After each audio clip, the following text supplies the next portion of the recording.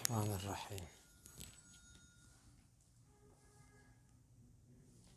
ہم نے پڑھا تھا عصبہ کے کچھ احکام۔ عصبہ کی تعریف آپ کو یاد ہے کہ اس رشتہ دار کو کہتے ہیں کہ فرضی حصے والوں میں جب تقسیم کر دیا جائے جو حقدار ہوں، ان سے جو حصہ باقی بچے گا جن لوگوں میں تقسیم ہوگا اس کو کہتے ہیں عصبہ۔ عصبہ آپ نے اپنے پچھلے درسوں میں سمجھا کہ عصبہ 4 قسم کے لوگ ہیں۔ عصبہ بنفسہ، عصبہ بالغیر، اور عصبہ مال غیر، اور عصبہ سببی۔ اب ان چاروں کے احکام بیان ہوں گے۔ سب سے پہلے عصبہ، جو میت کے جتنا زیادہ قریبی رشتہ دار ہوگا وہ وارث بنے گا، جو دور والا ہے وہ محروم ہو جائے گا۔ مثلا ایک مرنے والا فوت ہوا، اس کے بیٹے بھی زندہ ہیں اور اس کے پوتے بھی زندہ ہیں۔ ایک بندہ فوت ہوا، اس کے بیٹے بھی زندہ ہیں، اور کچھ اس کے بیٹے اس کی زندگی میں فوت ہو چکے تھے، ان کے بیٹے بھی زندہ ہیں، یعنی اس کے پوتے بھی زندہ ہیں۔ تو اس صورت میں پوتوں کو کچھ نہیں ملے گا، جو قریبی میت کے اس کے بیٹے ہیں ان میں وراثت تقسیم ہوگی۔ یہ پوتوں میں نہیں جائے گی، تایوں چچوں میں ساری وراثت تقسیم ہوگی۔ ہاں، مرنے والا اپنے پوتے کے لیے وصیت کر سکتا ہے، لیکن اقرب الی المیت، میت کے جو سب سے زیادہ قریبی ہے وہ وارث بنے گا، جو دور کا تعلق اور رشتہ دار ہے وہ وارث نہیں بن سکتا۔ عصبہ کے اندر اصول یہ ہے۔ دوسرا اصول یہ ہے کہ اقوی فی النسب الی المیت، کہ جس کا تعلق میت کے ساتھ زیادہ طاقت والا ہے، مضبوط والا ہے بنسبت دوسرے تعلق کے۔ اب 2 رشتے ہیں، وہ دونوں برابر کے واسطے سے میت کے ساتھ جڑ رہے ہیں۔ مثال کے طور پہ ایک بندہ فوت ہوا، زید فوت ہوا، اس کے 2 بھائی ہیں، یہ سگا بھائی ہے اور یہ پدری ہے باپ کی طرف سے۔ اب دونوں برابر کے ہیں بھائی، درمیان میں نہ اس کے کوئی واسطہ ہے نہ اس کے درمیان کوئی واسطہ ہے۔ یہاں پر تو تھا نا جو زیادہ قریب ہو، یہاں پر دونوں برابر کے قریب ہیں، برابری ہے۔ یہ بھی اس کے ساتھ اس کا تعلق باپ کی وجہ سے، اور اس کے ساتھ بھی اس کا تعلق باپ کی وجہ سے، ایک ہی ہے۔ قربت میں دونوں برابر ہیں، لیکن یہ زیادہ قوی ہے بنسبت اس کے۔ کیوں؟ اس کی ماں اور اس کا باپ وہی ہے جو اس کی ماں اور باپ تھے۔ اس کا باپ تو وہ ہے لیکن اس کی ماں وہ نہیں۔ تو قانون یہ بنا کہ عصبہ میں دیکھا جائے گا، جب 2 برابر کے رشتے آ جائیں، ان میں سے جو زیادہ قوی ہے، زیادہ طاقتور ہے، وہ وارث بن جائے گا بنسبت۔ اب اس صورت میں سگا بھائی وارث بنے گا، یہ محروم ہو جائے گا، حالانکہ یہ بھی اس کا بھائی ہے باپ کی طرف سے، لیکن اس کو وراثت نہیں ملے گی۔ سمجھ آ گئی؟ اقرب جو میت کے زیادہ قریبی ہے، جس طرح پوتے وارث نہیں بن سکتے، بیٹے بنیں گے۔ پھر سگا بھائی 2 واسطوں سے تعلق رکھتا ہے، باپ کی طرف سے یا باپ کی طرف سے ایک واسطے سے تعلق رکھتا ہے، تو جس کا تعلق مضبوط اور قوی ہے وہ وارث بن جائے گا، جس کا تعلق مضبوط نہیں وہ وارث نہیں بنے۔ نمبر 3،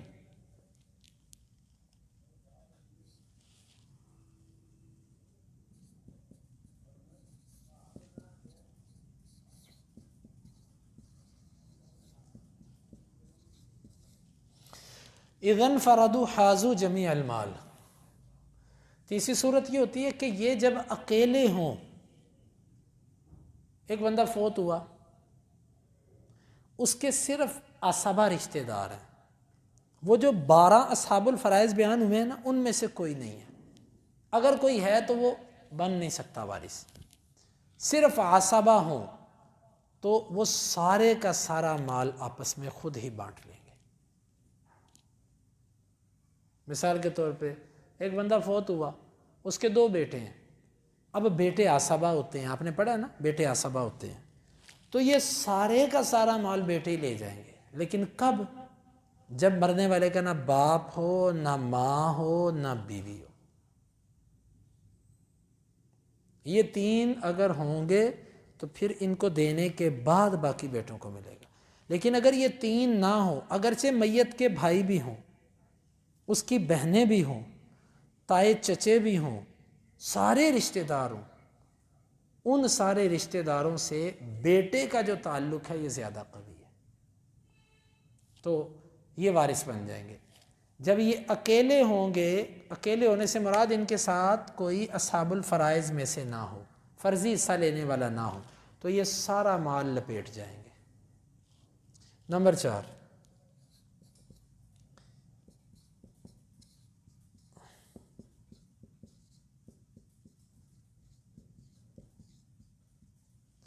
اذا کانوا ذکورا و اناثا، جب یہ آپس میں مذکر اور مؤنث ہوں برابر کے، مثلا بہن بھائی ہیں، بہن بھائی ہیں وارث، ایک بندہ فوت ہوا، اس کے اب جو وارث ہیں نا وہ اس کے بیٹے اور بیٹیاں ہیں، تو ہم نے پیچھے پڑھا کہ بیٹوں کے ساتھ مل کے بیٹیاں بھی عصبہ بن جاتی ہیں، یہ پڑھا تھا نا۔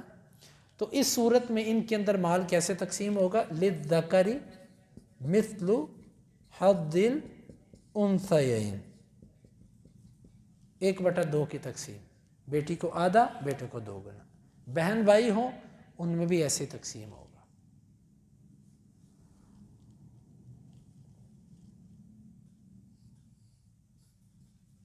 نمبر 5، کبھی ایسے ہوتا ہے ایک رشتہ دار وہ مرنے والے کا 2 واسطوں سے وارث بن رہا ہے۔ کتنے واسطوں سے؟ پھر اس میں سے جو زیادہ قوی واسطہ ہے نا اس کے مطابق وارث بنائیں گے۔ مثال کے طور پہ ایک بندہ فوت ہوا، وہ غلام تھا، وہ کیا تھا؟ اپنی زندگی میں غلام رہا، پھر اس کے بیٹے نے اپنے باپ کو بڑے ہو کے آزاد کروا دیا۔ پہلے غلام کیسے بنتے تھے؟ جنگ میں گیا بندہ، پکڑا گیا، قیدی ہو گیا، غلام بن گیا۔ مثلا کوئی بندہ تھا شادی شدہ، اس کے بچے بھی تھے، ہوا اس طرح کہ جنگ ہوئی، وہ جنگ میں گیا، ادھر وہ پکڑا گیا، قیدی بن گیا، غلام بن گیا۔ اب اس کا بیٹا، اس کو پتہ چلا میرا باپ غلام بن گیا، اب بیٹا گیا جس کا وہ غلام تھا، اس سے پوچھا کتنے پیسے لینے ہیں میرے باپ کو آزاد کر، اس نے کہا اتنے پیسے، یہ پکڑو میرے باپ کو آزاد کر۔ اب یہ بیٹا اس کا بیٹا بھی ہے اور اس کو آزاد کرنے والا بھی ہے، 2 رشتے بن گئے نا۔ ہم نے پچھلے درس میں پڑھا تھا نا کہ جس وقت مرنے والے کا کوئی وارث نہ ہو تو اس کو آزاد کرنے والا اس کا وارث ہوتا ہے اگر وہ غلام ہے تو۔ اب یہاں پر اس کے 2 واسطے بن گئے، ایک تو وہ اس کا سکا بیٹا بھی ہے اور دوسرا اس کو وہ آزاد کرنے والا بھی ہے۔ تو اس صورت کے اندر جو زیادہ مضبوط تعلق ہے اس کی بنیاد پر وراثت دیں گے۔ تو ہم یہاں پر یہ نہیں کہیں گے کہ اس کے بیٹے کو وراثت دو کیونکہ اس نے اس کو آزاد کیا، ہم کہیں گے اس کو وراثت دو کیونکہ یہ اس کا بیٹا ہے، یہ اس کا بیٹا ہے۔ تو 5ویں صورت یہ بنی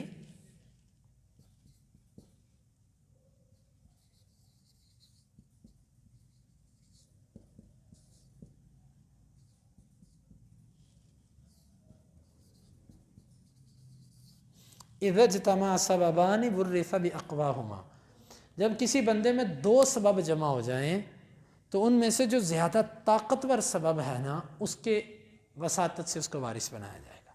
جس طرح کہ میں نے آپ کو مثال دی کہ ایک بیٹے نے اپنے باپ کو آزاد بھی کیا اور اس کا بیٹا بھی ہے، 2 سبب جمع ہو گئے وارث ہونے کے، تو جو سب سے زیادہ طاقتور اور سب سے زیادہ جو مضبوط سبب ہے یہ اس کی وجہ سے وارث بنے گا۔ نمبر 6،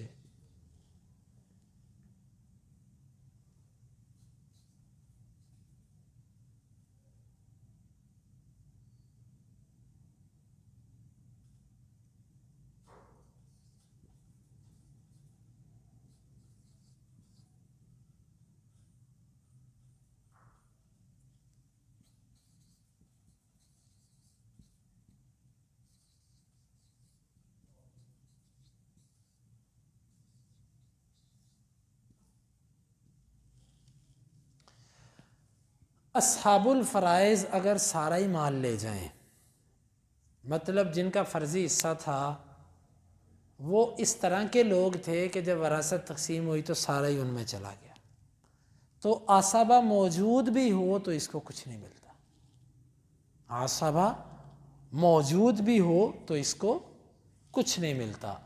تو یہ 6 قسم کے احکام آج کے درس میں ہم نے پڑھے۔ عصبہ میں جو سب سے قریبی ہے وہ وارث بنے گا، جو سب سے قوی ہے وہ وارث بنے گا، جب وہ اکیلے ہوں تو سارا مال ان کا ہوتا ہے، جب وہ مذکر اور مؤنث ہوں تو 1/2 کی تقسیم ہوتی ہے آپس میں، اور جس وقت کسی بندے میں 2 سبب جمع ہوتے ہوں جو سب سے زیادہ قوی سبب ہے اس کے ذریعے وارث بنیں گے، اور جس وقت فرضی حصے والے سارا مال ختم کر دیں تو ان کو کچھ نہیں ملتا، کیونکہ ان کو تو اس وقت کچھ ملنا ہے جو بچے گا، جب بچا ہی کچھ نہیں تو ان کو کچھ بھی نہیں ملے گا۔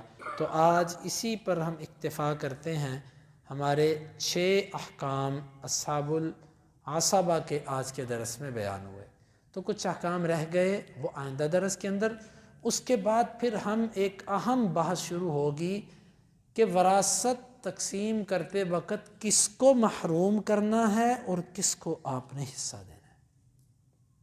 یہ بڑی اہم بحث ہے۔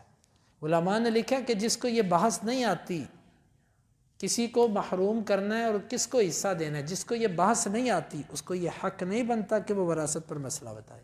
اکثر لوگ یہ سن لیتے ہیں بیٹی کو آدھا ملے گا، فلانے کو اتنا، فلانے کو اتنا، پھر وہ لوگوں کو بتانا شروع کر دیتے ہیں میں بتا دیتا ہوں تمہیں وراثت کیسے تقسیم ہوگی۔ تو یہ نیم حکیم والی کیفیت ہے، اسے بندہ غلط جگہ پر جا سکتا ہے، ٹھیک ہے۔ تو انشاءاللہ یہ اگلی بحث جو ہے یہ بڑی اہم ہے، جب آپ پڑھیں گے تو انشاءاللہ پھر اللہ تعالیٰ آپ کے لیے اس علم کو آسان کرے گا۔ اللہ تعالیٰ سے دعا ہے اللہ تعالیٰ اس علم کو ہمارے لیے آسان کرے، اور اللہ تعالیٰ ہمیں اسے سمجھنے کی اور اس کے مطابق ہی ہمیں اپنے معاملات کو سنوارنے کی توفیق عطا فرمائے۔